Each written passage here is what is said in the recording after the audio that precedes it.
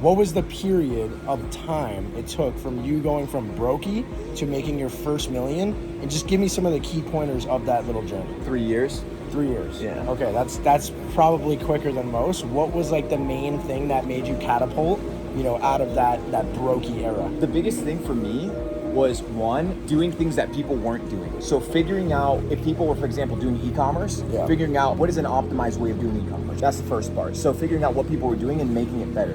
Because if you look at everything that exists nowadays, it's only an iteration of something that existed before. It's a better version of what previously existed. For example, drop shipping, right? Yeah. Drop shipping is not going anywhere. It's just going to evolve from what it is to what it'll be in the future. Yeah. So in 2017, 2016, 2018, 2019, drop shipped. And you guys started in 16? Yeah, 16. We were running ads, bro. So did you take a course to start like everyone else? Never. Okay, so how did you learn? Never. YouTube? So how we learned is we actually got into all the Facebook groups and befriended all the guys that ran the groups, and they would give us all the free alpha. So basically what we would do is provide value to these guys in a way that nobody else in the community would do. So we would say, like, let's pay $50 to join the community, right? Yeah. And I would join the community, or $100, and I didn't want to buy a course. I want access to people. I want fresh information, live information. A course is stagnant. Yeah. I need evergreen information that is always moving and changing. For that, I need people.